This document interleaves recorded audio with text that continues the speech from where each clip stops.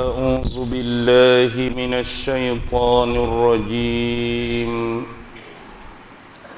بسم الله الرحمن الرحيم السلام عليكم ورحمة الله وبركاته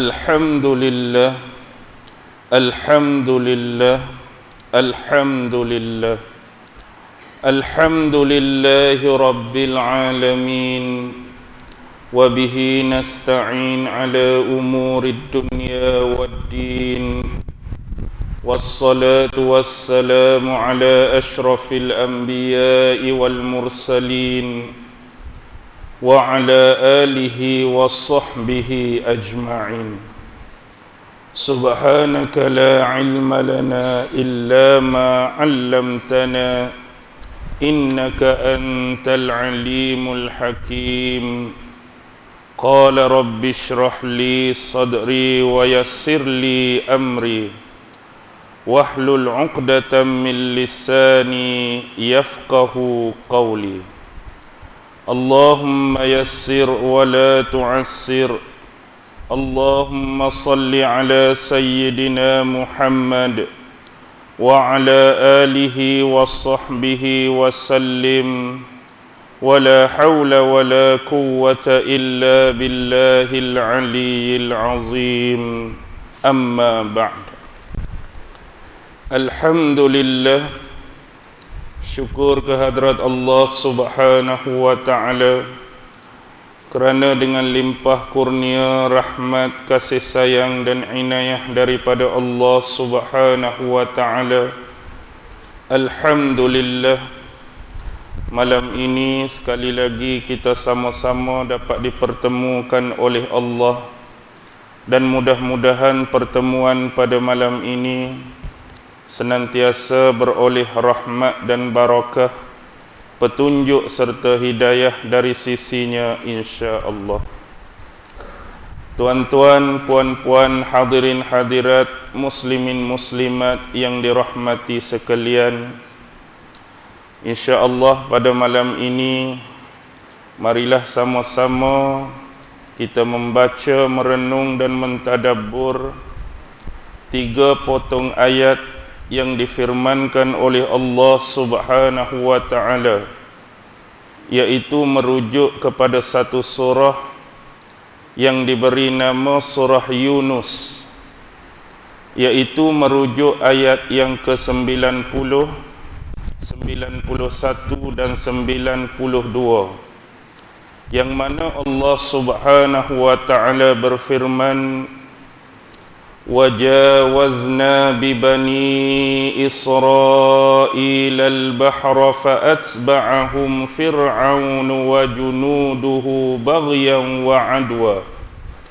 حَتَّى إِذَا أَدْرَكَهُ الْغَرَقُ قَالَ آمَنْتُ أَنَّهُ لَا إِلَهَ إِلَّا الَّذِي آمَنَتْ بِهِ بَنُو إِسْرَائِيلَ وأنا من المسلمين الآن وقد عصيت قبل وكنت من المفسدين فاليوم ننجيك ببدنك لتكون لمن خلفك آية وإن كثيرا من الناس عن آياتنا لغافلون. Surah Yunus ayat 90, 91 dan 92. Di dalam ayat yang pertama merujuk ayat 90, Allah subhanahu wa ta'ala berfirman, وَجَاوَزْنَا بِبَنِي إِسْرَائِيلَ الْبَحْرَ فَأَتْبَعَهُمْ فِرْعَوْنُ وَجُنُودُهُ بَغْيًا وَعَدْوًا. Dan kami telah menyeberangkan Bani Israel, yaitu pengikut-pengikut kepada Nabi Allah Musa dan Nabi Allah Harun, melalui ataupun menyeberangi Laut Merah, yang mana mereka ini diikuti oleh Fir'aun dan bala-bala tenteranya, semata-mata untuk menganiaya dan menindas mereka. Baik, ayat yang kita bincang, ayat yang kita ingin tafsirkan pada malam ini merujuk kepada satu kisah, yaitu penenggelaman oleh Allah Subhanahu wa ta'ala akan Fir'aun dan tentera-tenteranya yang ingin memusnahkan dan membunuh Nabi Allah Musa, Nabi Allah Harun dan keseluruhan Bani Israel. Sebelum membicarakan kisah ini, bila menyebut Nabi Allah Musa, beliau merupakan salah seorang Nabi yang paling mulia di kalangan Bani Israel. Dan Bani Israel sendiri mendapat kemuliaan melalui kalam dan firman Allah pada waktu itu, sebagaimana yang disebutkan di dalam surah Al-Baqarah, Ya Bani Israel azkuru ni'mati allati an'amtu alaikum wa anni faddaltukum 'alal 'alamin. Surah Baqarah ayat 47, yang mana ayat ini menceritakan akan nikmat-nikmat yang Allah Subhanahu wa ta'ala telah berikan, kurniakan dan anugerahkan kepada Bani Israel, agar mereka mengingati dan mensyukuri akan nikmat-nikmat tersebut. Dan Allah telah menjadikan Bani Israel ini sebaik-baik umat di atas segala umat pada zaman tersebut atau pada zaman mereka. Dan Nabi yang diutuskan pada waktu itu ialah Nabi Allah Musa, di samping abangnya Nabi Allah Harun alaihi wassalam.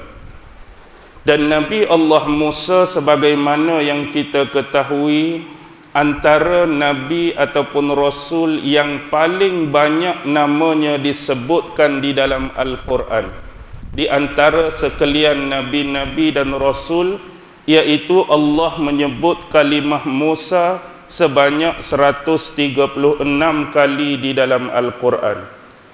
Jauh lebih banyak daripada Nabi-Nabi dan Rasul yang lain.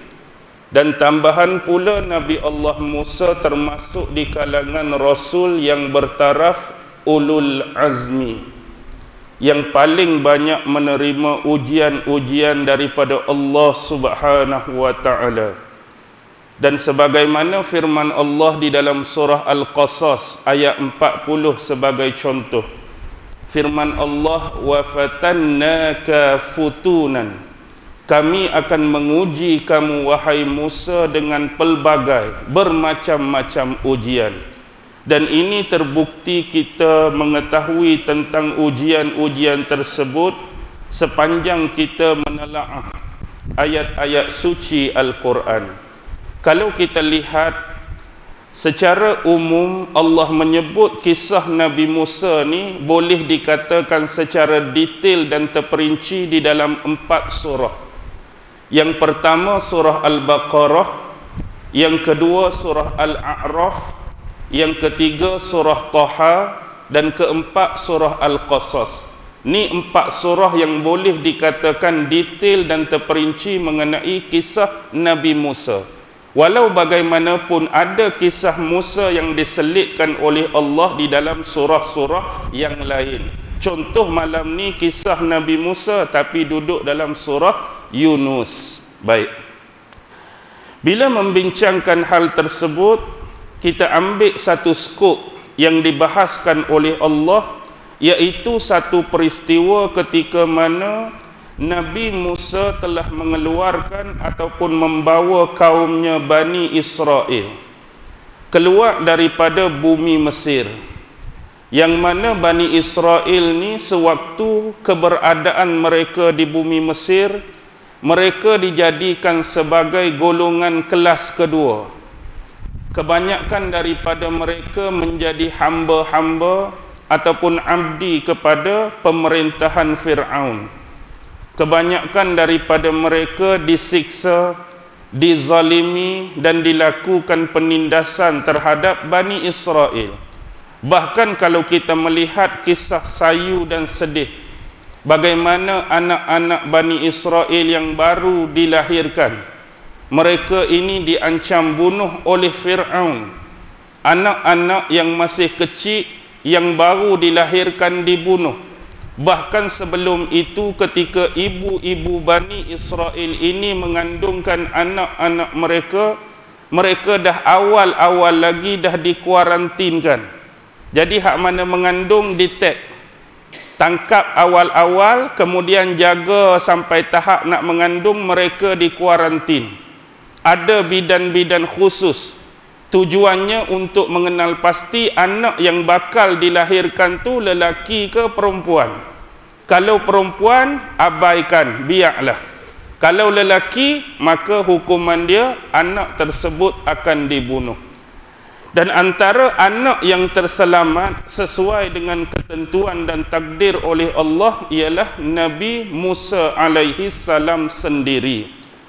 Jadi berikutan daripada hal tersebut, sampai satu tahap kezaliman, penyiksaan dan penindasan yang dilakukan oleh Fir'aun dengan kepimpinan dan pemerintahannya pada masa itu, Allah telah mengizinkan Nabi Musa bersama abangnya Nabi Harun untuk memimpin, mengetuai ataupun mengemudi sekalian Bani Israel untuk dibawa keluar daripada bumi Mesir.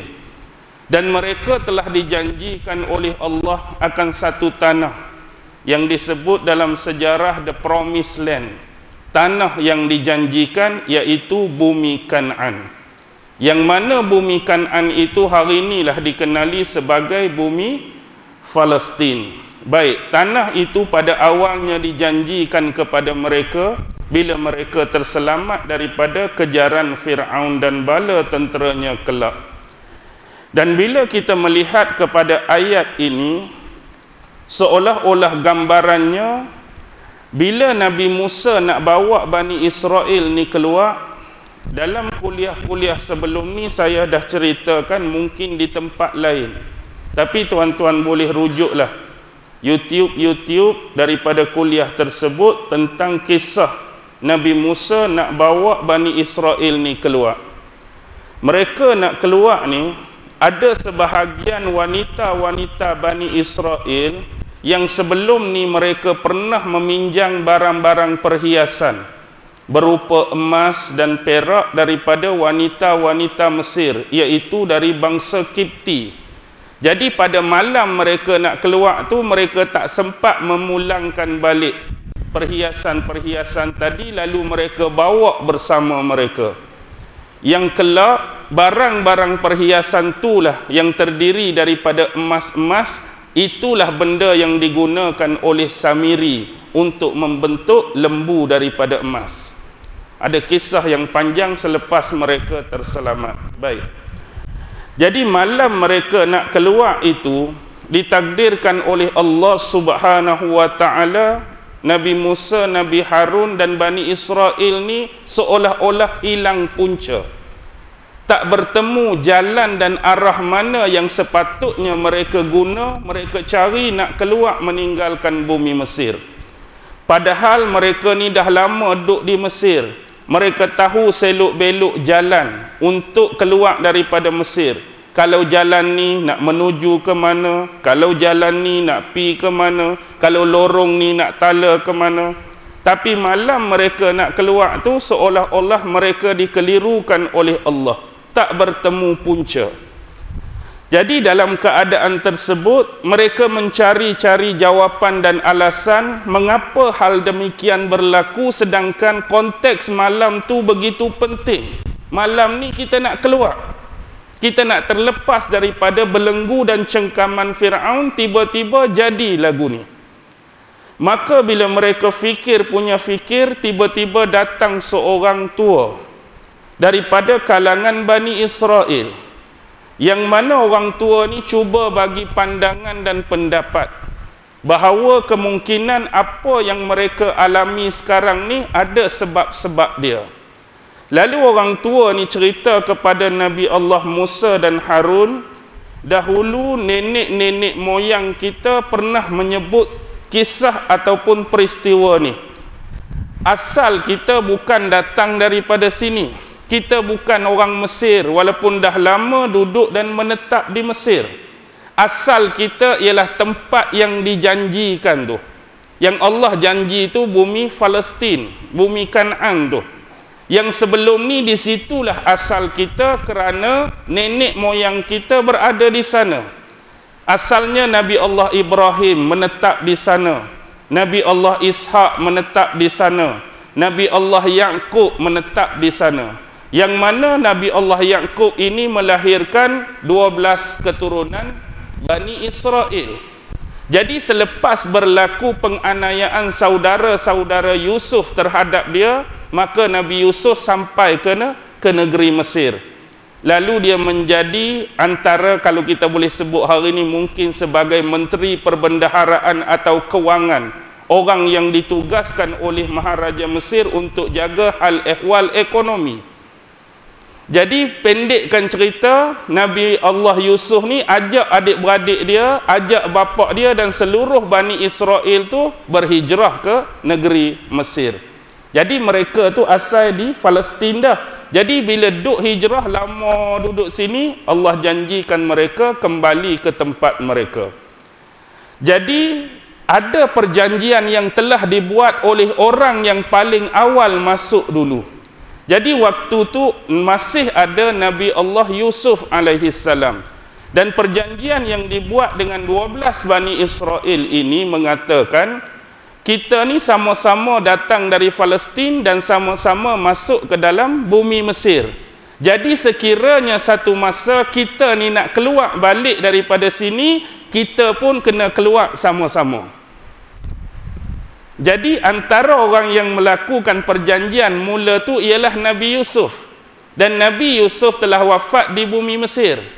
Maksudnya kalau kita nak keluar, apa perlu dibuat? Kena cari di mana kubur dan makam Nabi Yusuf, kita kena gali, korek, bawa sekali sewaktu kita nak keluar. Ni sebab tak temu jalan ni, sebab kita tinggal dia. Jadi nak cari di mana? Nak cari di mana? Lama dah masa, orang pun tak tahu dah di mana kubur, di mana makam Nabi Allah Yusuf. Jadi bila macam tu, ada orang tua habaq, kalau ada pun yang masih mengetahui di mana makam Nabi Yusuf, ada seorang wanita tua. Jadi kita kena cari dia. Kita kena cari dia. Maka pi carilah wanita tua tersebut, lalu bertemu dengan wanita tu. Jadi tanyalah duk mana kubur Nabi Yusuf. Jadi bila ditanya, wanita ni tak mau habaq. Walaupun dia tahu. Walaupun dia tahu, dia tak mau habaq. Benda ni penting. Jadi Nabi Musa tanya kepada dia, kamu nak apa sebagai imbuhan atau ganjaran kamu bagi tahu kami di mana makam Nabi Yusuf? Lalu demand pula dia. Boleh tak kamu berjanji dengan aku satu perkara? Apa dia? Aku boleh tunjuk di mana makam Nabi Yusuf dengan syarat kamu berdoa kepada Allah, minta pada Allah agar di akhirat kelak aku menjadi jiran kamu dalam syurga kelak.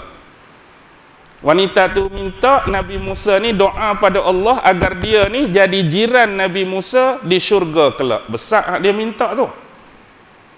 Baik, kalau tuan-tuan nak tahu kisah ni, cari satu hadis berkenaan kisah Rasulullah sallallahu alaihi wasallam mengunjungi sahabat-sahabat di kalangan Arab Badui. Jadi satu ketika Rasulullah pi dekat sahabat Arab Badui, Rasulullah jumpa mereka, Rasulullah tanya, mintalah kepada aku apa yang kamu nak minta. Jadi yang diminta oleh Arab Badui itu apa? Dia minta unta. Bagi unta yang gemuk, unta yang boleh perah susu hari-hari. Jadi unta ni boleh kami perah susu dan dijadikan susu tu sebagai minuman harian kami. Dan kemudian unta ni kami boleh gunakan sebagai kenderaan untuk kami pi mana-mana. Jadi bila Rasulullah tanya, mintalah apa kamu nak minta, itulah yang diminta oleh lelaki Badui tadi. Lalu sebab Rasulullah nampak permintaan tersebut tu macam tak sesuai dengan permintaan Nabi. Contohnya macam ni. kalaulah dibandingkan atau diibaratkan, andai kalaulah Rasulullah tu datang jumpa kita dan Rasulullah tanya, mintalah apa yang kamu nak minta, kita nak minta apa? Kalau Nabi tanya lagu tu, mesti kita nak minta yang besar-besar kan? Wahai Rasulullah, doakan aku jadi orang beriman, jadi orang soleh, jadi teman kamu di syurga kelak, jadi antara penghuni syurga. Kita nak minta benda-benda demikian. Jadi Rasulullah kata, kenapa kamu tidak meminta kepada aku seperti permintaan wanita tua Bani Israel kepada Nabi Musa? Jadi bila sahabat-sahabat dengar Nabi sebut macam ni, sebab tak pernah tahu apa hal, apa kisah sebenar cerita pasal permintaan wanita tu. Lalu bila Nabi cerita dalam hadis tu, keluarlah cerita tadi. Jadi sepatutnya kamu minta satu-satu yang besar macam wanita tua tu minta. Nak jadi apa? Jiran Nabi Musa. Ni duk pergi minta unta pula dak. Kalau kita hari ni minta apa? Bagi Mercedes biji kan, ataupun bagi BMW biji, tak payahlah minta benda tu. Nabi ni, kecuali datuk-datuk tanya, ustaz nak tambah koleksi kereta ke? Boleh juga. Contoh dak. Okey. Baik. Jadi bila pergi cari, ringkas cerita, jumpa dan bawa jasad Nabi Yusuf sekali, maka bertemulah jalan tu. Memang itulah jawapan dia. Jadi bila keluar pada malam hari tu, memang di penghujung malam tu, kisah keluarnya mereka ni dapat diketahui oleh Fir'aun. Patutnya malam tu juga Fir'aun cari dan kejar mereka. Tapi Fir'aun tak mau kejar lagi. Dia kata, kita akan mula kejar mereka bila kita terdengar kokokkan awal ayam di pagi hari esok, baru kita start cari. Sebab bagi Fir'aun berkemungkinan kawan-kawan ni jalan kaki je. Dia nanti mungkin naik chariot, mungkin naik kuda, naik kenderaan hebat-hebat. Bagi dia sempat dan dah nak lari ke mana dah geng-geng ni. Jadi bila dia beranggapan demikian, ditakdirkan oleh Allah. Kisah ni tuan-tuan boleh rujuk dalam surah Baqarah. Ada satu ayat, fa'anjainakum min ali fir'aun, dan Allah selamatkan kamu daripada bala tentera Fir'aun tu. Satu riwayat daripada Abdul Razzaq. Abdul Razzaq kata, telah menceritakan kepada kami Ma'mar dari Abu Ishaq Al-Hamdani dari Amru bin Maimun Al-Audi.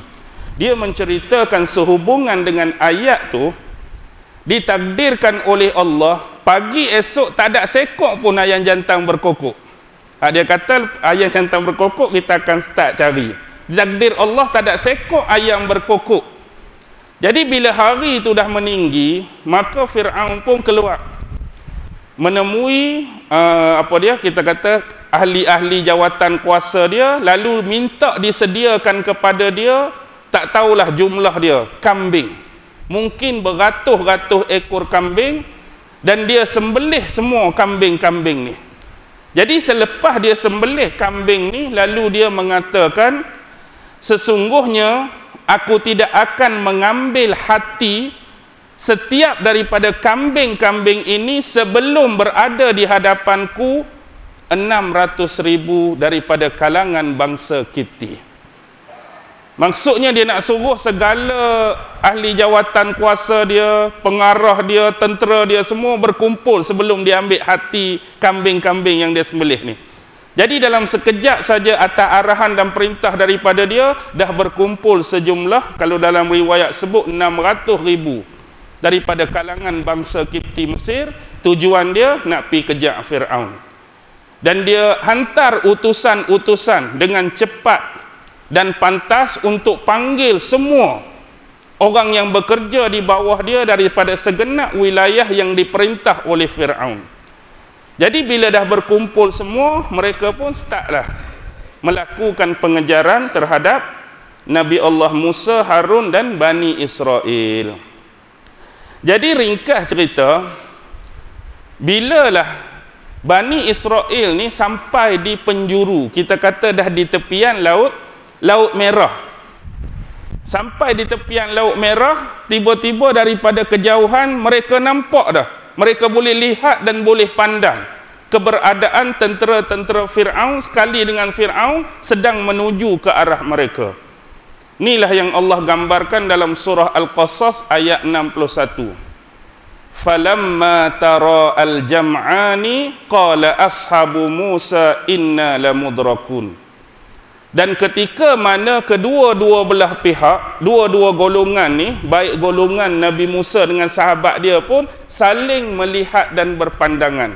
Maksudnya geng ni pun nampak tentera Fir'aun hak duk tengah kejap pun nampak Nabi Musa dengan Bani Israel.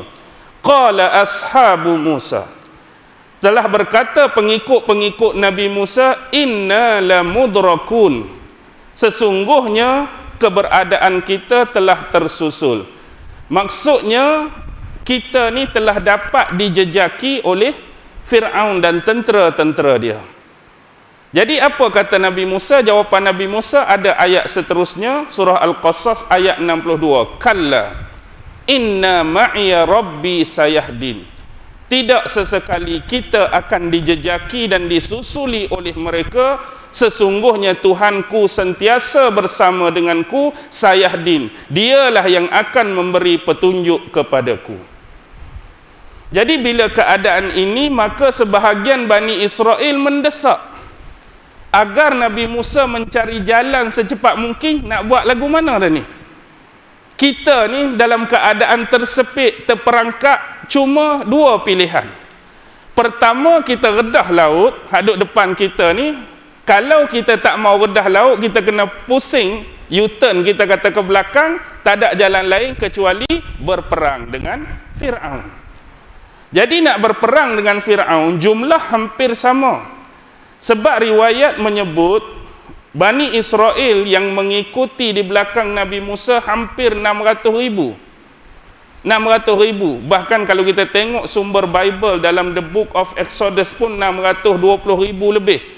Hampir-hampir menyamai jumlah tu. Dan tentera Fir'aun daripada kalangan bangsa Kipti tadi pun 600,000. Kita kata dari sudut jumlah tu masih fair. Tapi yang tak fairnya apa?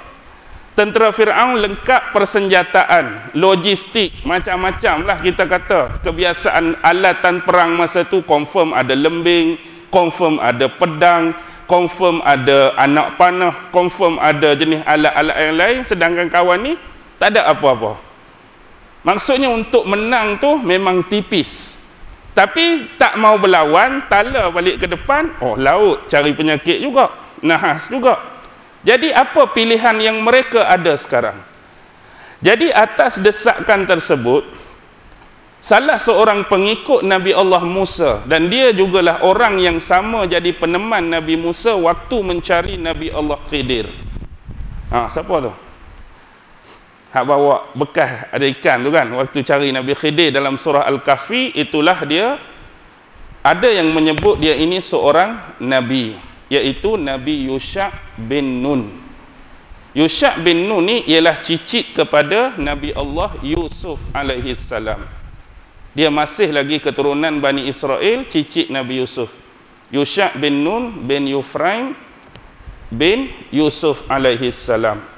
Jadi bapa dia Nun, datuk dia Yufraim, dan Yufraim ni anak Nabi Allah Yusuf alaihi salam. Dan Yusuf ni anak beranak dengan Bani Israel yang lain lah. Baik. Sebab mereka ni masih keturunan yang sama. Cuma Nabi Musa ni dia keturunan Lewi. Adik-beradik Yusuf tu ada yang nama Lewi. Sebab Musa bin Imran bin Qahat bin Lewi. Musa ni cucu kepada Lewi, Yusha' cucu kepada Yusuf. Lewi dan Yusuf adik-beradik. Mereka masih lagi kaum kerabat yang dekat. Jadi bila minta petunjuk, apakah petunjuk daripada Tuhanmu wahai Musa? Musa tunjuk ke arah laut.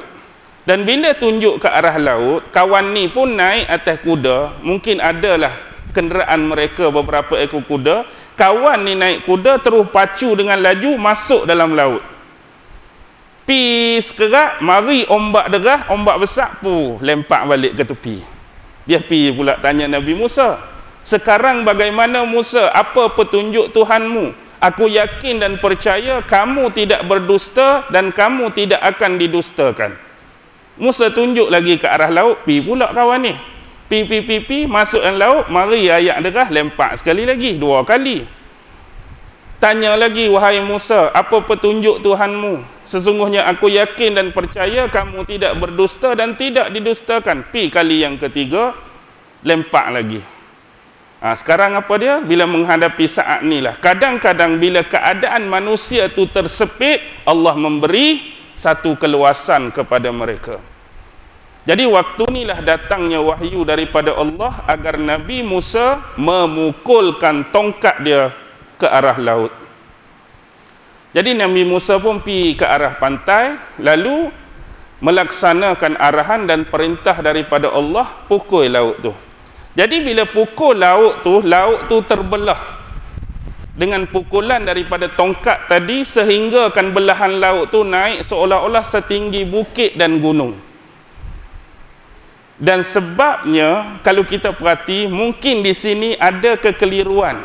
Tapi kalau kita rujuk tafsir Ibnu Katsir dan tafsir-tafsir yang lain, mungkin kita memahami selepas laut tu dibelah apa yang terjadi.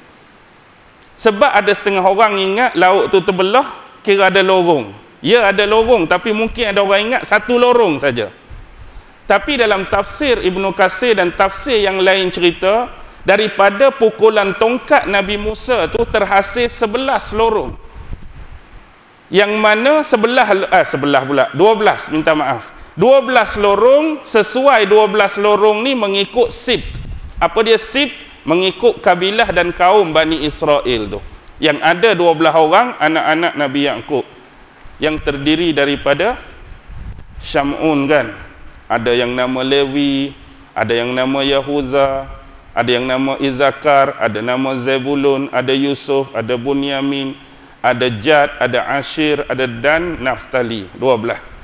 Jadi mereka ni akan menggunakan lorong ni mengikut sib, mengikut bani dan kaum masing-masing, mengikut 12 lorong tadi.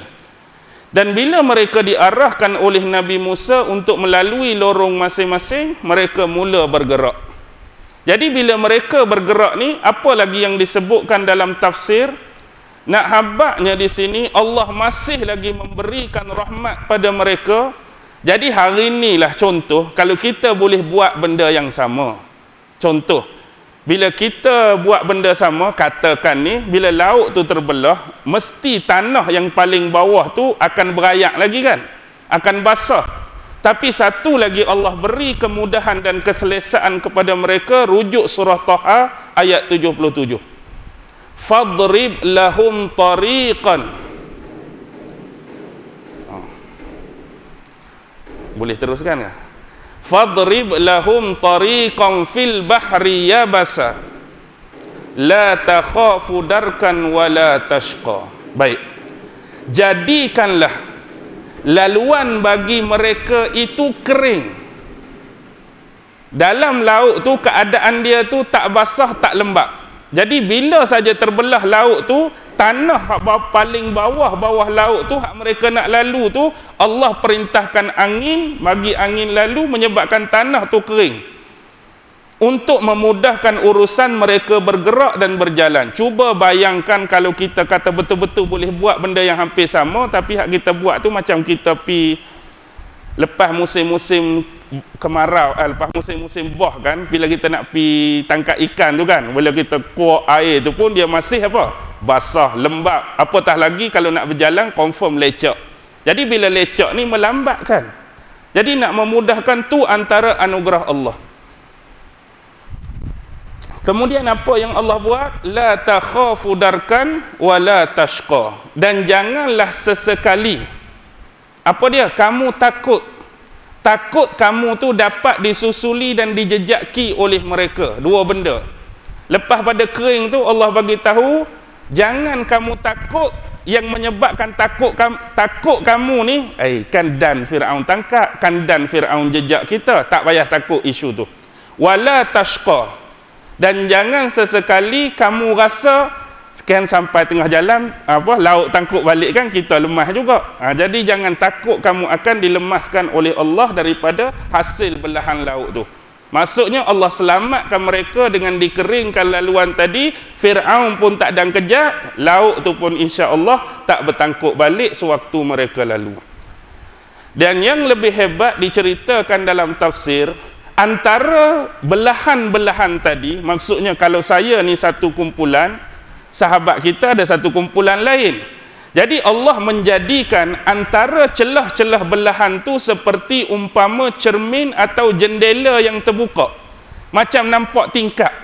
Seolah-olah bila kita lalu, kita boleh nampak adik-beradik kita belah sana pun lalu juga sama seperti kita, untuk menghilangkan gusar dan gelisah. Takut bila tak ada benda tu, kan kita takut dia berasa lagu ni, kan aku seorang saja selamat, saudara kita tertinggal ke, saudara kita terlekat ke, saudara kita tak ada lepas ke, saudara kita kena tangkap, jadi tak tahu. Jadi Allah buat seolah-olah di antara celah-celah tadi, seolah-olah ada cerminan ataupun tingkap yang kita boleh tengok, oh selamat semua, alhamdulillah. Okey. Bila saja semua dah sampai, maka semua selamat berada di seberang sana.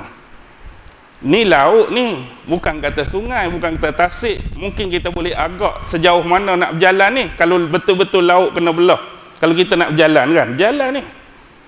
Jadi bila selamat, alhamdulillah, selamatlah sampai di sana. Bilalah selamat sampai di sana, barulah Fir'aun tu baru sampai. Kawan tu selamat dah belah sana, Fir'aun dengan tentera dia baru sampai. Terkejutlah Fir'aun tak? Bila Fir'aun tengok, dia berasa takut. Oh, Fir'aun pun reti takut juga. Dia berasa ngeri. Dan buat pertama kalinya dia kurung niat dia. Dia seolah mau batalkan niat dia, tak mau teruskan pi menjejaki Bani Israel, dia nak patah balik. Tapi kenapa dia tak boleh patah balik? Sebab janji Tuhan itu pasti, dan waktu itu doa Nabi Musa telah dimakbulkan oleh Allah. Apa yang terjadi pasti akan terjadi. Yang asal dia nak balik, yang asal dia nak U-turn tadi, pasal apa dia masuk juga dalam tu? Di sinilah dikisahkan bahawa waktu tu Allah mengutuskan malaikat Jibril alaihi salam. Jibril datang dengan kuda dia. Dan kuda Jibril ini dikatakan amat menarik. Jadi lagu mana yang Fir'aun asalnya tak mau, tiba-tiba mau. Jadi kuda Jibril ni pi duk tepi, menarik dan memikat hati kuda hak Fir'aun naik tu. Seolah sama-sama cerita kuda pula ni, bukan cerita orang. Jadi kuda hak Jibril naik tu seolah mai kita pi lah. Tu saya cakap lah, seolah nak bagi habaq mudah. Jadi kuda Fir'aun ni tertarik, jadi ikut. Bahkan bukan kuda Fir'aun, kuda lain pun ikut sekali. Jadi tujuan kuda tu nak menarik perhatian supaya masuk dalam laut tu. Jadi mau tak mau, tuan tu duduk atas kuda, dia kena pergi sekali dengan kuda lah. Jadi masuklah Fir'aun, masuklah tentera dia, sampai Allah utuskan pula seorang lagi, iaitu malaikat Mikail, hak bahagian last.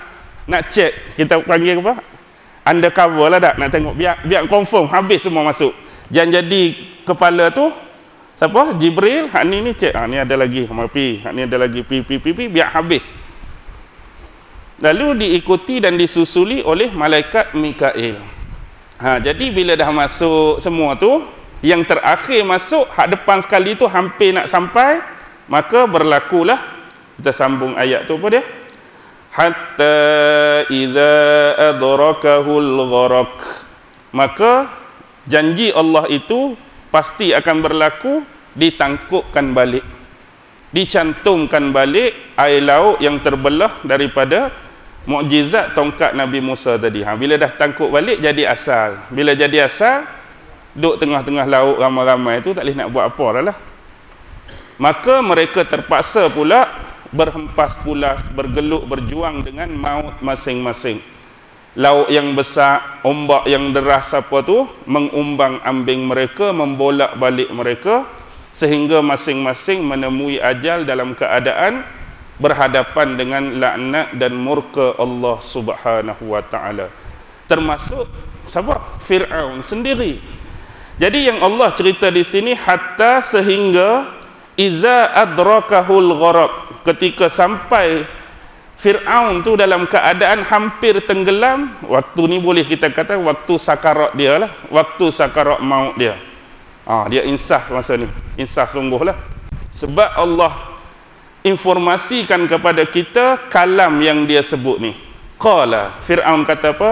Amantu annahu la ilaha illa allazi amanat bihi banu Israel. Sekarang barulah aku percaya dan aku beriman bahawa sesungguhnya tidak ada Tuhan kecuali Tuhan yang diimani dan dipercayai kepadanya oleh Bani Israel tadi. Maksudnya hak Nabi Musa percaya dan beriman, hak Nabi Harun percaya dan beriman, hak Bani Israel percaya beriman tu, itulah Tuhan yang sebenar. Tapi penyesalan dia ni sudah tidak berguna lagi. Pun begitu, masih ada lagi perbahasan. Adakah ada lagi orang nak query lah, seolah-olah dah dia sempat beriman, sempat bertaubat, adakah Allah akan mengampunkan dosa Fir'aun? Dah dia sedar diri dah, insaf dah. Patuh seolah-olah ucapan dia tu tidak ada Tuhan. Aku beriman kepada Tuhan, iaitu Tuhan yang diimani oleh Bani Israel. Seolah-olah tu lafaz keimanan dia percaya pada Allah. Adakah dia akan diampunkan? Baik. Sekarang persoalan dia, ucapan yang dia ucap ini adalah datang daripada hati atau memang daripada bibir mulut dia?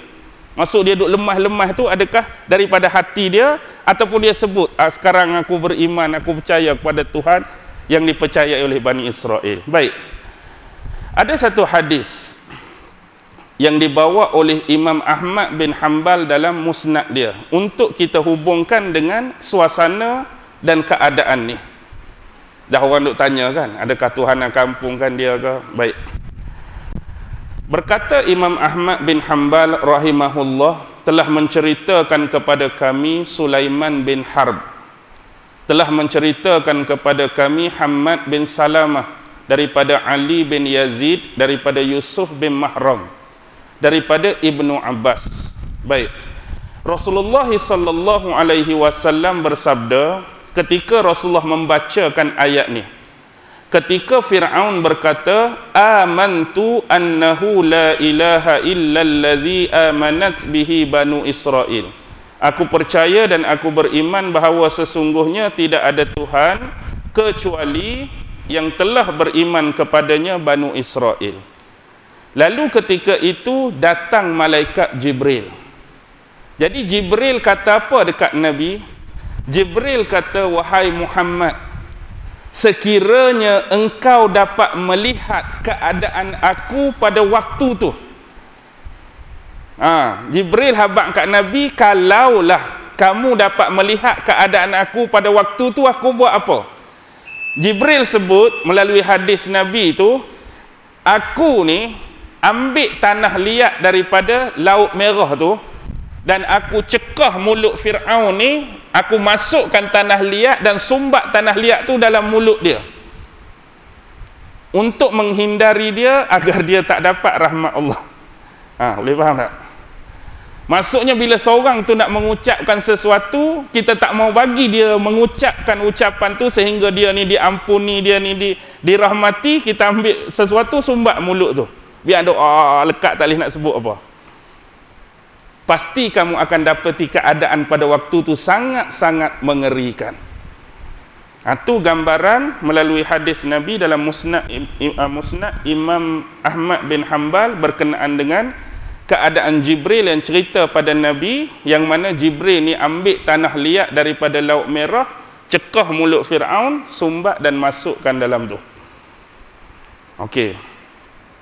Boleh faham tu tak? Baik. Wa ana minal muslimin, dan aku termasuk di kalangan orang-orang yang berserah diri. Serah diri sungguhlah. Wa ana minal muslimin. Hak kita diucap hari ni pun dalam doa iftitah tu kan, wa ana minal muslimin, aku termasuk di kalangan orang muslim. Dia pun nak jadi muslim juga dah, Fir'aun. Baik, sambungan. Al-ana wa qad asaita qabl wa kunta minal mufsidin.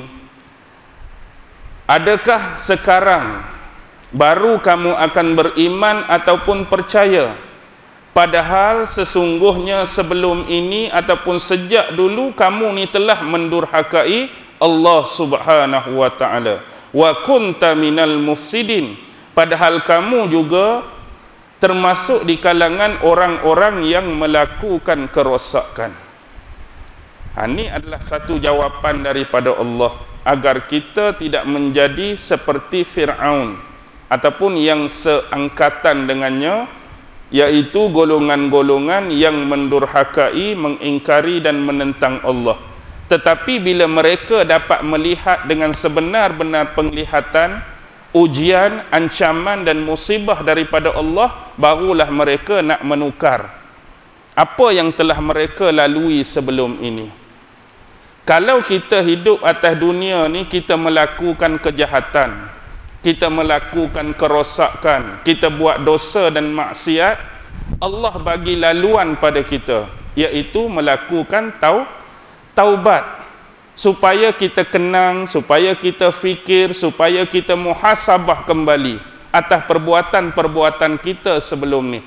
Jadi biar kita tu sedar diri, biar kita insaf kembali kepada jalan yang sebenar. Tetapi kebanyakan orang-orang yang dirakamkan oleh Allah dalam Al-Quran, iaitu tokoh-tokoh yang besar, pemimpin-pemimpin yang hebat, antaranya Fir'aun, itulah ungkapan yang diberikan oleh Allah. Apakah sekarang baru kamu nak percaya dan beriman?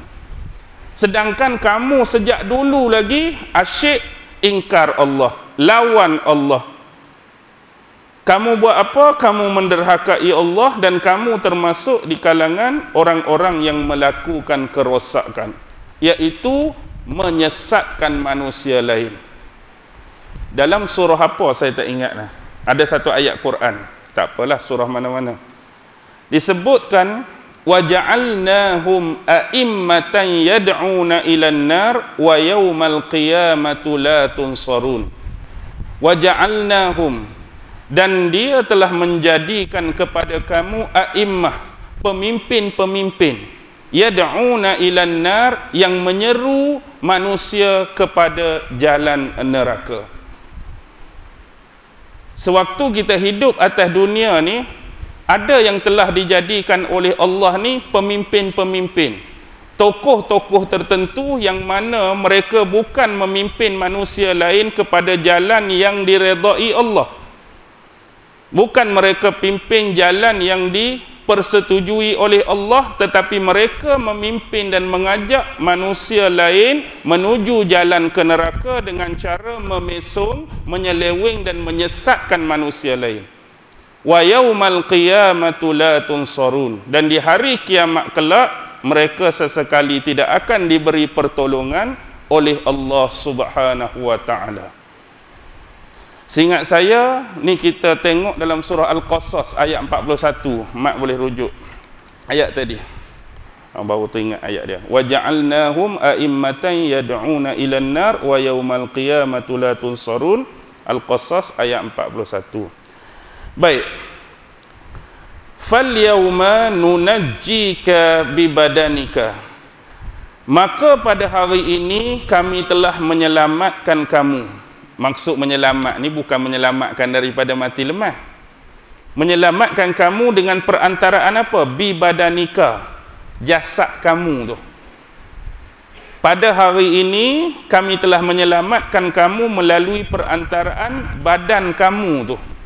Jadi keadaan ni sebenarnya telah menjadi, kita kata apa?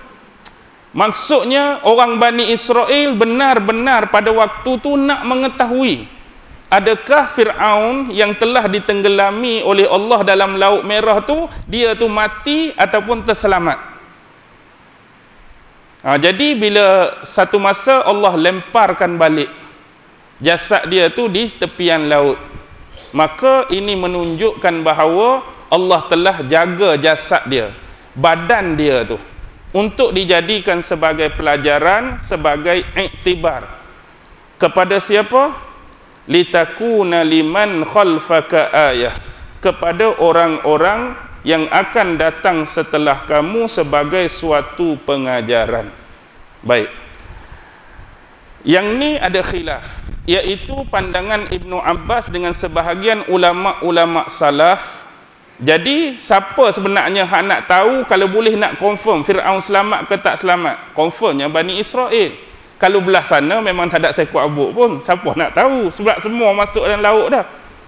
Jadi nak pastikan kalau Fir'aun tu terselamat, maksudnya bahaya tu tak habis lagi lah. Jadi bila Fir'aun tu benar-benar dah dilemaskan oleh Allah, maka terselamatlah Bani Israel daripada ancaman Fir'aun. Baik, ada 4 pandangan tentang makna bibadanika tu, menyelamatkan badan kamu. Baik, yang pertama pandangan daripada Mujahid, bermaksud badan di sini ialah jasad. Jasad tu, jasad. Manakala yang kedua pandangan Al-Hasan, iaitu mengatakan jasad tanpa ruh. Memanglah dah mati jasad tanpa ruh, biarlah kita sebut apa yang ulama sebut dalam kitab. Yang ketiga pandangan daripada Abdullah ibnu Shaddad, iaitu mengatakan tubuh Fir'aun tu diselamatkan oleh Allah dalam keadaan utuh, yakni tidak ada kecacatan, maksudnya tak tercabut, masa lemah tu tak tercabut tangan, tak terkeluar mata, tak tercabut gigi, maksudnya dalam keadaan utuh, tanpa kita kata kekurangan, dan juga tanpa kita kata benda-benda tadilah. Maksudnya Allah jaga jasad dia, Allah jaga badan dia, supaya bila dia ni terselamat di tepian pantai, orang boleh kenal dia dan dapat cek yang ni untuk confirm memang ni Fir'aun. Dan yang keempat daripada Abu Sakhar, yang mengatakan badan di sini ialah jasadnya yang diselamatkan oleh Allah dalam keadaan memakai baju besi dia yang terkenal itu. Jadi keempat-empat ni sebenarnya saling menguatkan yang lain. Kalau kita kata jasad, betul dah jasad. Jasad tanpa ruh pun betul. Jasad tanpa ruh yang tubuh dia ni selamat, maksudnya tak ada kecederaan, tak ada putus pun betul. Lepas tu jasad sekali dengan baju besi dia pun betul.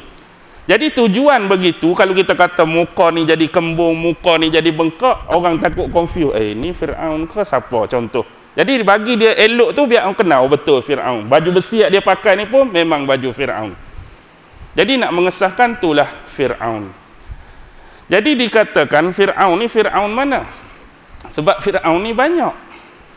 Jadi antara yang terkenal lah mengatakan Fir'aun tu adalah merujuk Ramsis yang kedua.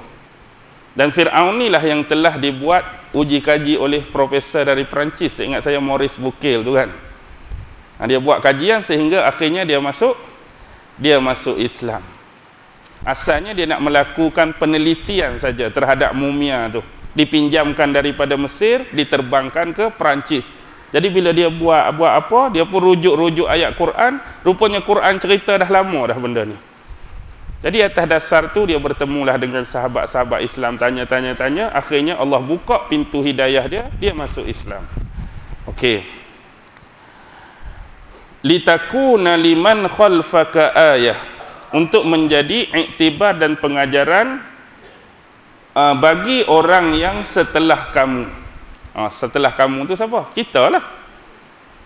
Hari ini nak jadikan pengajaran dan iktibar, siapa yang ingkar Allah, siapa yang lawan Allah, siapa yang durhaka Allah, itulah balasan dia. Lebih-lebih lagi dia bukan setakat lawan, dia mengaku dia tu siapa? Dia tu Tuhan. Seolah-olah pemerintahan tu berada di bawah kedua tapak kaki aku. Maksud bawah tapak kaki tu dia nak cakap pemerintahan dia ni luas. Pemerintahan dia ni banyak wilayah-wilayah yang ditakluki dan dijajah oleh dia. Tentera-tentera dia ramai, ahli-ahli sihir dia ramai, ahli-ahli nujum dia ramai, seolah-olah dia segala-galanya. Tapi akhirnya itulah kesudahan bagi seorang manusia yang digelar oleh Allah sebagai Fir'aun di dalam Al-Quran. Begitulah pengakhiran yang cukup mengerikan, yang kita panggil sadis lah kan.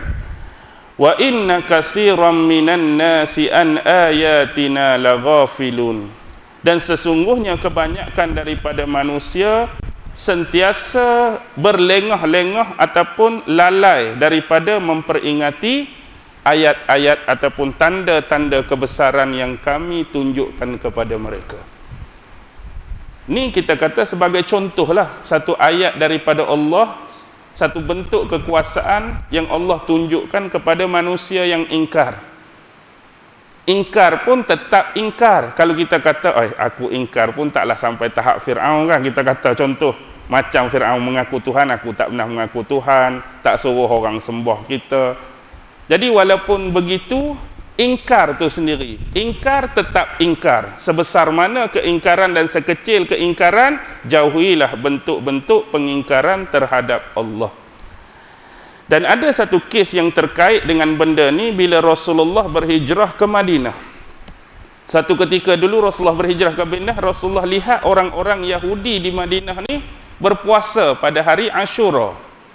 Orang Yahudi berpuasa pada hari Ashura. Lalu Rasulullah tanya, apakah yang menyebabkan kamu berpuasa pada hari ini? Ada suatu peristiwa yang penting ke bagi kamu yang menyebabkan kamu berpuasa? Lalu mereka menjawab, faqalu haza yaumun zahara fihi Musa ala Fir'aun. Sebenarnya ini adalah hari di mana Allah telah memberi kemenangan kepada Nabi Musa terhadap Fir'aun. Hari Allah menyelamatkan Nabi Musa tu berbetulan jatuh pada hari Ashura. Lalu Rasulullah sebut apa? Faqala Rasulullah sallallahu alaihi wasallam li ashabih. Nabi pun sebut kepada sahabat-sahabat dia, antum ahaqqu bi Musa minhum fasumuhu. Kamu semua sahabat-sahabatku ni lebih berhak Nabi Musa itu melebihi daripada mereka, maka berpuasalah kamu. Berbetulan Yahudi pun puasa. Yahudi puasa tu sebab apa?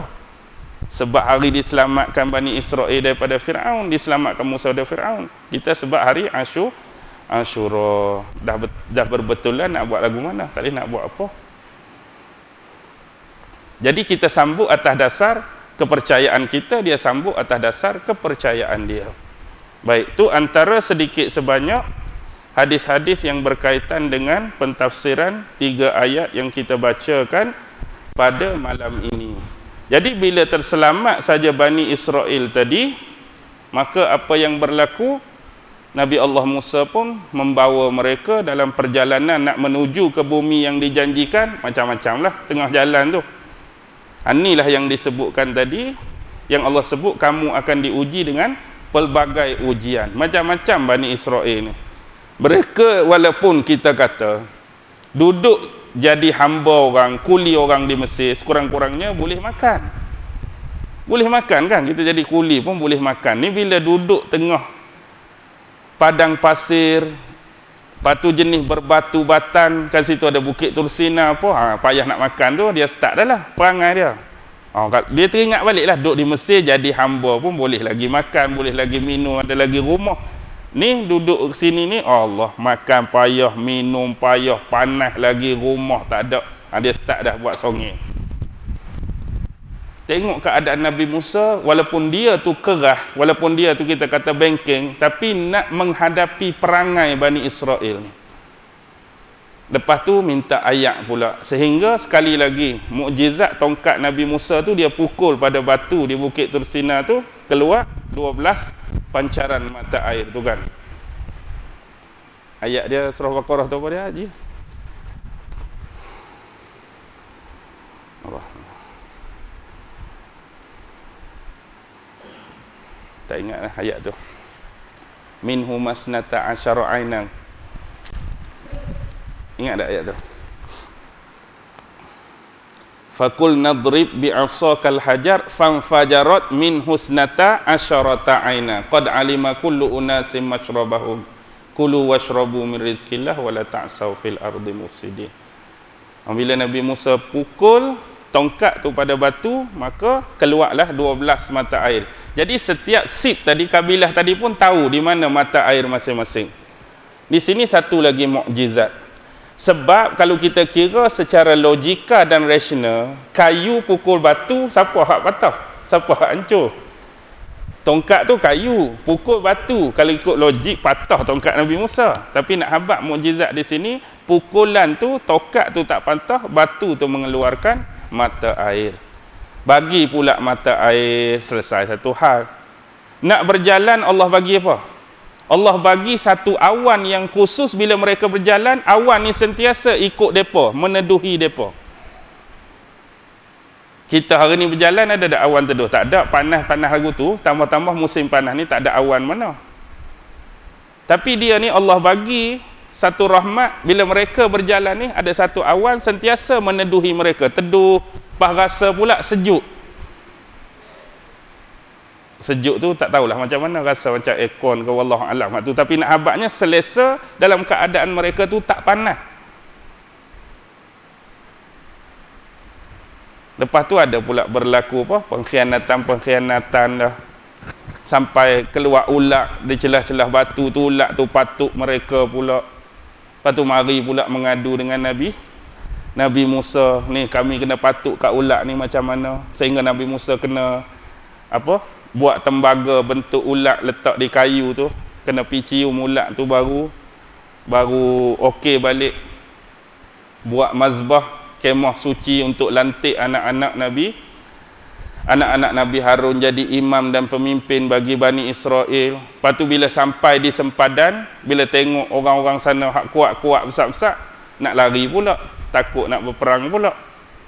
Macam-macam Bani Israel ni. Apa pun sepanjang tempoh tu jugalah, hak paling besar sekali ujian ialah bila Nabi Musa tu naik ke atas bukit Tursina nak menerima wahyu daripada Allah 40 hari 40 malam tu.